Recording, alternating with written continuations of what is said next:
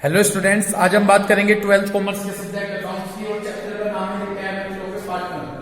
आज हम retirement of A partner के जिस क्वेश्चन को आपके साथ डिस्कस करेंगे, सबसे पहला क्वेश्चन है क्वेश्चन नंबर 6। पढ़िएगा। XYZ 3 पार्टनर्स दिए गए हैं जिनका रेशो दिया गया है 2:2:1। ये कहा गया कि Y रिटायर हो गया और उसका शेयर एंटायरली किसने ले लिया? उसका एंटायरली शेयर जेड ने ले लिया। इतनी बात क्लियर हो गई।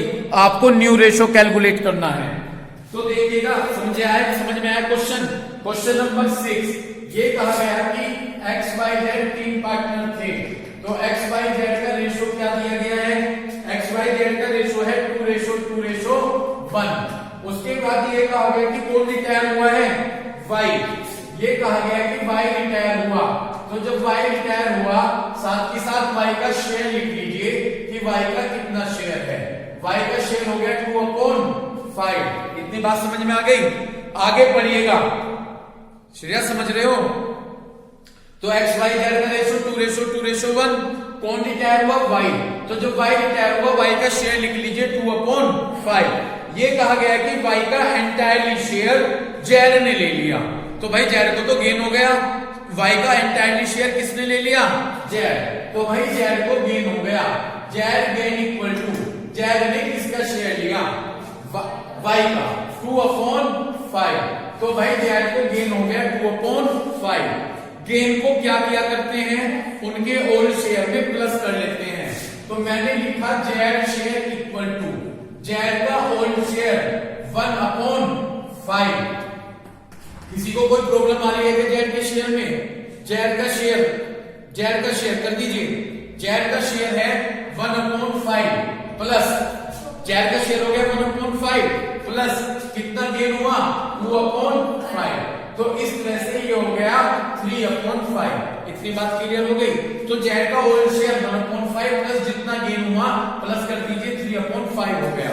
अब हमसे न्यू रेशियो निकालने के लिए कहा गया, तो देखो न्यू रेशियो निकालने के लिए कहा गया Y तो जा चुका है, तो न्यू रेशियो निकलेगा X और Z के बीच में। इतनी बात क्लियर हो गई। तो न्यू रेशियो किसके बीच में निकलेगा? X और Z। अब जब X ने कुछ नहीं लिया तो X का तो वही पुराने वाला शेयर। क्या है पुराना शेयर? 2/5 रेशो जितना Z का शेयर आया 3/5। तो it means that new ratio हो गया 2:3। क्लियर है क्वेश्चन? तो इस तरह से ये था हमारा क्वेश्चन नंबर 6।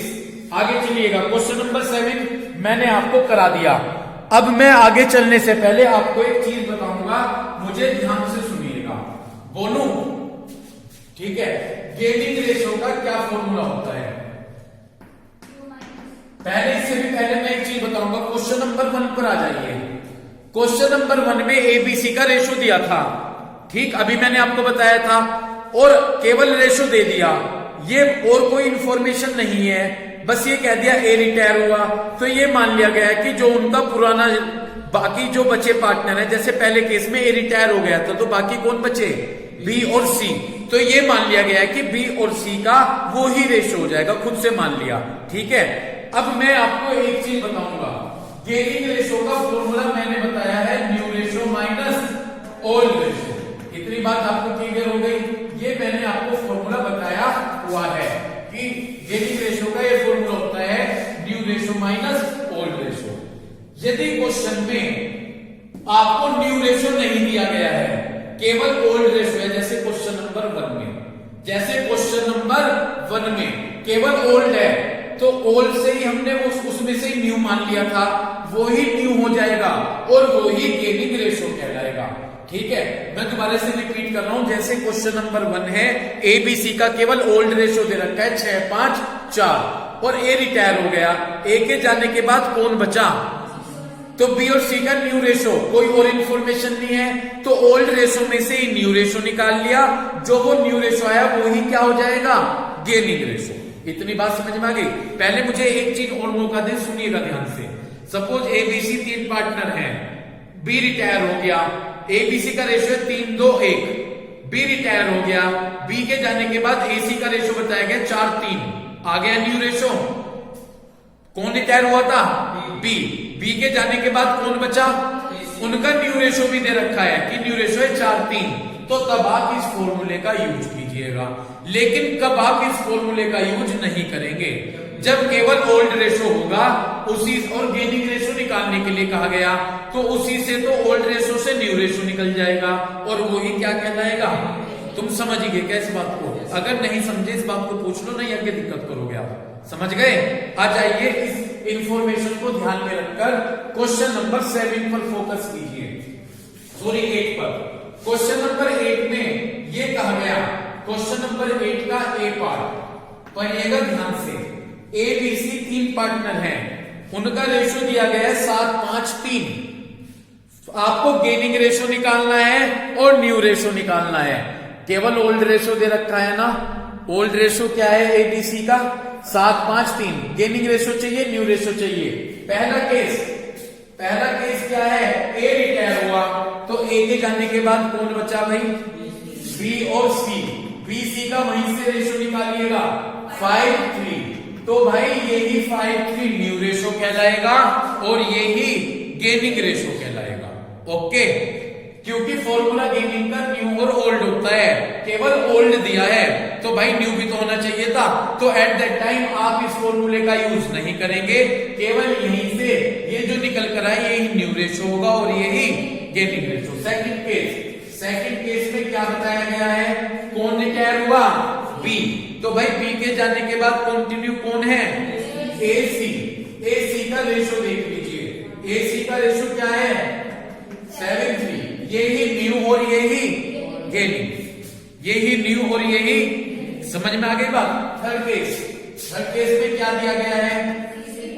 C retire. सी के जाने के बाद ए बी बचे। ए बी का रेशो 7 5। यही न्यू और यही गेन। समझ गए?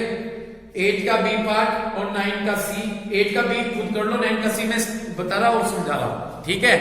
9 बी 8 का बी और 8 का सी है ना, 8 का सी पढ़िएगा पार्ट। 8 का भी होमवर्क है। P Q R S 4 partner हैं, क्या रेशो दिया गया है? 5 4 3 1। पी और एस रिटायर हो गए, 2 पार्टनर रिटायर हो रहे, कौन कौन? तो कौन बचे? इनका न्यू और गेनिंग पूछा तो क्यू आर का रेशो 4 3 ही न्यू रेशो होगा और 4 3 ही गेनिंग रेशो होगा। ओल्ड रेशो क्यों कह रहे हो बार बार? गेनिंग बोला, किसी ने ओल्ड बोल रहा है कोई, ठीक है चलो कोई बात नहीं। 4 3 न्यू रेशो होगा और 4 3 ही गेनिंग रेशो होगा। क्वेश्चन नंबर 9 का ए पार्ट फोकस कीजिएगा। क्वेश्चन नंबर 9 का ए पार्ट ध्यान से सुनिएगा। आशीष, नमीश और अमन 3 पार्टनर हैं जिनका रेशो है 2:1। कौन कौन पार्टनर है हमारे पास? आशीष, नमीश और अमन। तो मैंने तीनों का रेशो लिख दिया अमन। इनका रेशो क्या दिया गया है भाई? 2:1। समझ गए कि कोई दिक्कत? उसके बाद आगे क्वेश्चन पर फोकस कीजिए। ये कहा गया कि उसके बाद कहां पर थे? Question number 9। उसके बाद नमीश रिटायर हो गया। कौन रिटायर हो गया? तो मैंने भाई लिख दिया यहां पर नमीश रिटायर। अब जब नमीश रिटायर हो गया तो कौन बचे? अमन। आगे पढ़िए। जब वो रिटायर हो गया तो न्यू प्रॉफिट शेयरिंग रेशो आशीष और अमन के बीच में दे दिया गया 3:1। दे दिया न्यू रेशो। एक बात, इस चैप्टर पिछले एडमिशन में तो जैसे ए बी 2 पार्टनर थे, सी आया तो न्यू रेशो निकालते थे ए बी सी के बीच में। यहां पर जो न्यू रेशो कहलाएगा वो जो बाकी बचे हुए कंटिन्यू पार्टनर होंगे, नमीश के बाद कौन बचा? इनके बीच में होगा, वो दे रखा है। तो न्यू रेशो आशीष और अमन के बीच में दिया हुआ है कितना? 3:1। हमसे गेनिंग रेशो निकालने के लिए कहा गया। क्या निकालने के लिए कहा गया? एक मिनट इधर फोकस करें। गेनिंग रेशो का क्या फॉर्मूला होता है? New ratio minus new ratio भी है आपके पास और आपके पास, तो यहां पर आप फॉर्मूला यूज करेंगे। तो दोनों केस में डिफरेंस क्लियर हुआ। जहां ओल्ड रेशो होगा तो वहां फॉर्मूला नहीं, उससे न्यू और उससे गेन, और जहां पर दोनों चीज होगी वहां फॉर्मूला यूज कीजिएगा। अब गेनिंग रेशो, मैं सबसे पहले आशीष का गेनिंग रेशो निकालूंगा। Ashish equal to Ashish, gaining ratio का फॉर्मूला न्यू रेशो। क्या है आशीष का न्यू रेशो? माइनस आशीष का ओल्ड रेशो 2/5। यहां से मैंने 20 एलसीएम लिया है, 20 को 4 से डिवाइड करेंगे 5 को 3 में मल्टीप्लाई करेंगे 15। यहां से 20 को 5 से डिवाइड करेंगे 4 की 2 में 8, तो 7/20 बच गए। कितनी बात क्लियर हो गई? क्या बचा? 7/20। उसके बाद अमन इक्वल टू अमन का ओल्ड रेशो 1/4, ठीक है, माइनस 1/4 तो न्यू रेशो और ओल्ड रेशो 1/5। तो यहां से मैंने 20 एलसीएम लिया, 5 - 4 1/20 आ गए। तो गेनिंग रेशो आ गया 7/1। कोई दिक्कत है क्या? तो गेनिंग रेशो क्या आ गया हमारा? समझ गए? ठीक। इसके बाद जो ये 9th क्वेश्चन है, इसका बी पार्ट खुद से कीजिएगा, ठीक। 10 क्वेश्चन का ए पार्ट ये भी खुद से कीजिएगा, बिल्कुल सिंपल है। 10 का बी पार्ट भी खुद से कीजिएगा। क्वेश्चन नंबर 11 पर आ जाइए। कौन से क्वेश्चन पर आ गए? Question number 11। वैसे तो ये भी आप खुद से कर सकते हैं, लेकिन चलिए मैं करा देता हूं। क्वेश्चन नंबर 11 पहले काम करते हैं, जो मुझे खुद से कराने पहले मैं वो कराऊंगा। 12 पर आ जाएगा, फिर टाइम के हिसाब से कराऊंगा। क्वेश्चन नंबर 12 स्टार्ट करें। क्वेश्चन नंबर 12 पे जाकर देखिए क्या कहा गया है कि XYZ 3 पार्टनर्स हैं, उनका क्या रेशो है? 1/9, 1/3 और 5/9। पहले काम कीजिए, देखिए मैंने इस तरह से XYZ का रेशो लिख लिया, ठीक है जी। क्या क्या दिया गया XYZ का रेशो? 1/9, 1/3 और 9। ओके, यहां से मैंने क्या किया? यहां से मैंने एलसीएम ले लिया 9। क्या ले लिया एलसीएम? 9। तो 1:3:5। तो मेरा न्यू रेशो न्यू रेशो बोल रहा हूं मैं, ये मेरा रेशो आ गया 1:3:5। इतनी बात समझ गए क्या? 1:3:5। कोई दिक्कत? 9 एलसीएम लिया, 1, 3 and 5। Okay, very good. आगे चलिए। इसके बाद आगे क्वेश्चन में ये कहा गया कि जेड रिटायर हुआ है। कौन रिटायर हुआ? जेड। तो मैंने लिख दिया भाई जेड रिटायर हुआ, और जब जेड रिटायर हुआ तो मैंने जेड का शेयर लिख दिया। जेड क्या जेड का शेयर होगा? बिल्कुल 5/9। कोई दिक्कत? आगे चलिए। ये कहा कि जेड रिटायर हुआ एंड सरेंडर माने देना, गिव, और उसने सरेंडर का मतलब दिया। जेड की बात कर रहे हैं। जेड रिटायर हुआ और उसने दिया 3/4 ऑफ दिस शेयर। जी, इस शेयर का जेड रिटायर हुआ और उसने अपने इस शेयर का दिया 3/4 किसको? एक्स को। और जो बाकी बचा वो किसको दिया? वाई को। तो देखिएगा एक्स गेन, भाई जब जेड दे रहा है एक्स को, तो एक्स को क्या होगा? गेन। तो X gain equal to Z अपने शेयर का, जेड का शेयर 5/9 मल्टीप्लाई कितना दे रहा है? 3/4। 3/4 है ना, तो भाई 15/36 आ गया। इतना तो जेड ने अपना शेयर दिया एक्स को। जेड दे रहा और एक्स ले रहा है, तो एक्स को गेन हो गया, ठीक। और बाकी बचा हुआ वाई को दिया, तो वाई गेन। अब ये देखेंगे जो बाकी बचा वाई गेन, बाकी बचा टोटल जेड का शेयर था 5/9, इसमें से बाकी बचा ये माइनस कर दो, जितना है 15/36। इतनी बात समझ में आ गई। यहां से मैंने एलसीएम लिया 36। अगर ये बात समझ में नहीं है दोबारा पूछ लीजिए आगे समझ में। तो 5/9 माइनस 15/36, 36 को 9 से डिवाइड करें 4 और 4 की 20 माइनस 15, तो 5/36 वाई को गेन हो गया। समझ गए? वाई का, ठीक है भाई। ये कह रहे जो बाकी बचा, भाई जेड ने इतना तो एक्स को दे दिया, ये तो एक्स को फायदा हो गया। बाकी जो बचा, बाकी टोटल जेड का शेयर था 5/9, इनमें से माइनस कर दीजिए जितना एक्स को दिया, तो इतना वाई को गेन हुआ है। ओके, गेन को हम क्या करते हैं? ऑल शेयर में प्लस करते हैं। तो मैंने लिखा यहां पर एक्स शेयर। ओके, एक्स का ओल्ड शेयर 1/9 प्लस 15/36। यहां से मैंने एलसीएम लिया 36। 36 को 9 से डिवाइड करें 4, ओके, प्लस यहां तो देखो एज इट इज 36 है, तो यहां पर 15, तो यानी 19/36। कोई दिक्कत? इसके बाद y share equal to y का होल शेयर प्लस 5/36, ओके, समझ गए क्या भाई? यहां से 36 एलसीएम लिया, 36 को 9 से डिवाइड किया 4 की 3 में मल्टीप्लाई की 12 प्लस 5 17/36। बस यहां से आ गया 1917। ये न्यू रेशो आ गया हमारा। ये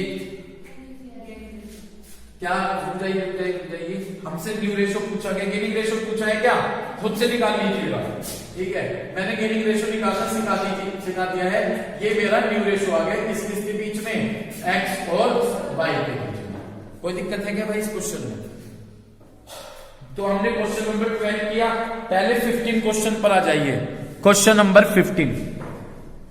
आज मेरा 15 तक का ही टारगेट है, जितने मेरे फ्लो के बीच में मैं करा दूंगा, बाकी खुद से कर लीजिएगा।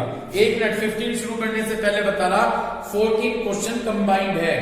इसमें रिटायरमेंट का भी केस है और एडमिशन का भी केस है। मैंने सभी समझा रखे हैं, खुद पढ़कर खुद से सोल्व कर लीजिएगा। क्वेश्चन नंबर 15 पर पहले फोकस कीजिए। देखिएगा क्वेश्चन नंबर 15 में क्या कहा गया।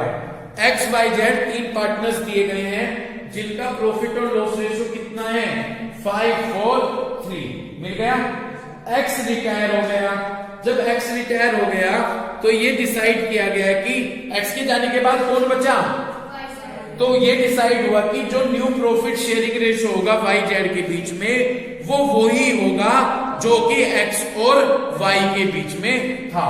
देखो पहले एक्स वाई जेड, इतनी बात क्लियर हो गई। इधर देखो, फोकस करो जल्दी। एक्स वाई जेड का क्या रेशियो है? 5, 4, 3। कौन रिटायर हुआ है? एक्स।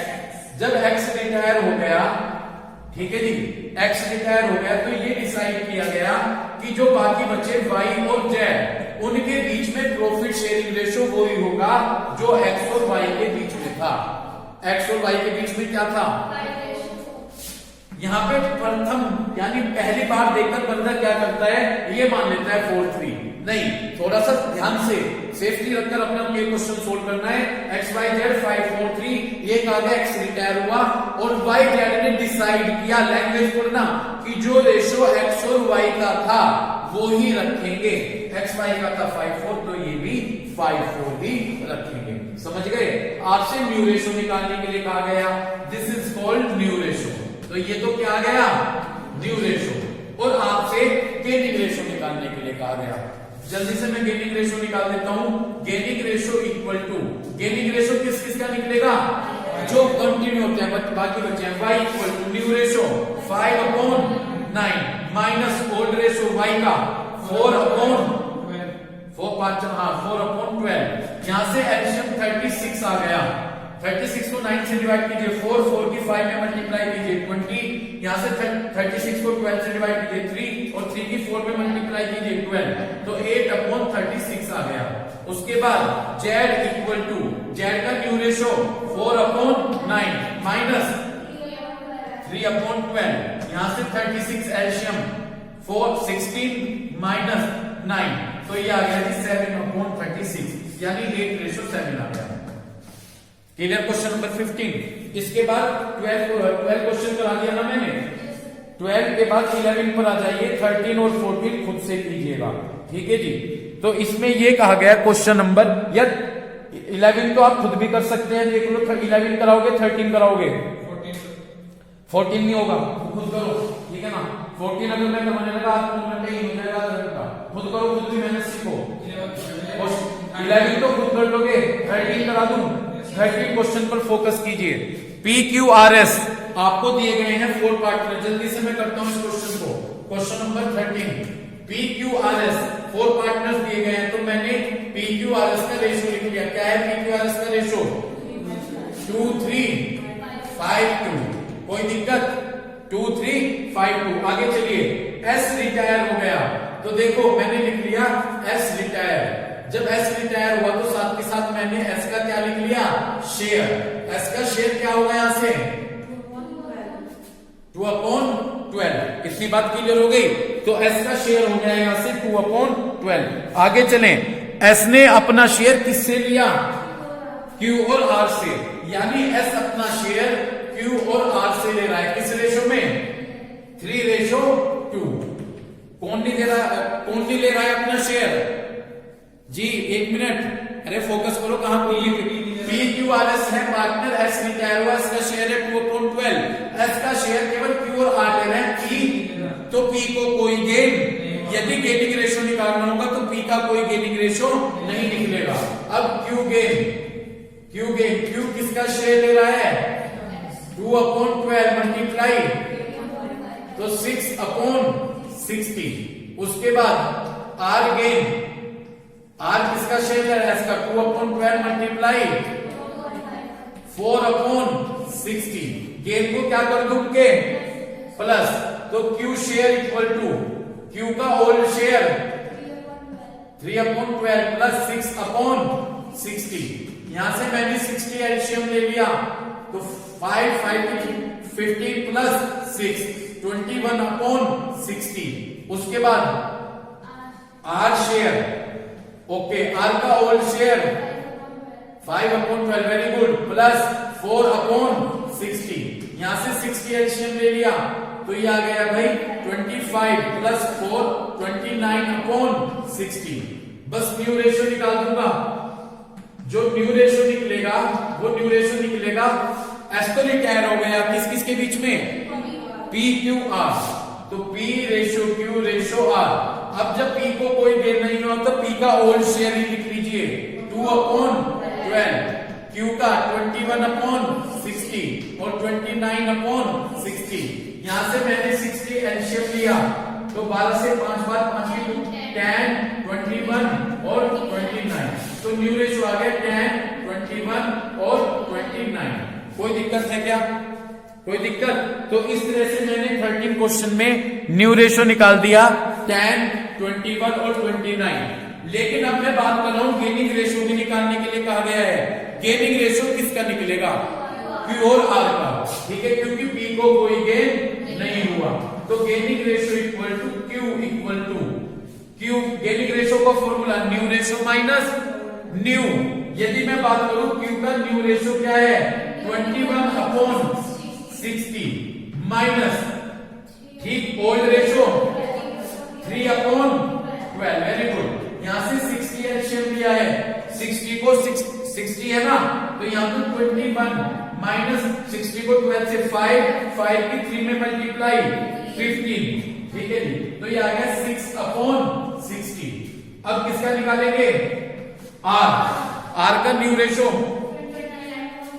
29/60 माइनस आर का ओल्ड रेशो 5/12, तो यहां से मैंने 60 ले लिया, 29 माइनस, जब मैंने यहां पर 60 लिया तो 29 माइनस 25 4/60, यानी 6:4 और 3:2। जो याद है भाई, तो ये हमारा क्यू आर का गेनिंग रेशो आ गया 3:2। इतनी बात आपकी क्लियर हो गई, समझ गए? क्वेश्चन नंबर 11 समझा रहा हूं, अपने आप कीजिएगा, पढ़िए एक बार। रेखा, रुचि और सुरुचि 3 पार्टनर हैं। यदि रेशो नहीं दिया है तो 1:1 इक्वल 1:1:1, ओके। उसके बाद रुचि रिटायर हो गई तो रुचि का शेयर लिख लीजिएगा 1/3, ठीक है। New ratio calculate new ratio निकालना है यदि कंटिन्यू पार्टनर। एक बात बताएं, जब रुचि रिटायर हो गई तो कंटिन्यू कौन बचे, उन्होंने उसका शेयर 1/3 शेयर 2:3 में ले लिया। अब आपको गेनिंग रेशो निकालना है, ओके, तो न्यू रेशो निकाल देना और फिर गेनिंग रेशो का फॉर्मूला यूज कर देना। गेनिंग रेशो का फॉर्मूला क्या होगा, new ratio minus old ratio. यहां तक आपके पास समझ में आ गई। क्वेश्चन नंबर 14 मैंने आपको बता दिया 3 केस हैं, एडमिशन से भी रिलेटेड है और रिटायरमेंट से भी रिलेटेड है, ठीक है ना। तो इस क्वेश्चन को 14 क्वेश्चन को आप खुद से अप्लाई कर देखना, जिसमें आप एडमिशन और रिटायरमेंट दोनों के क्वेश्चन को सॉल्व करेंगे। तो आज मैंने क्वेश्चन आपको कराया 6, 8, 12, 15 और 13। तो जो बाकी बचे क्वेश्चन है वो आप खुद से कर लीजिएगा। Thank you.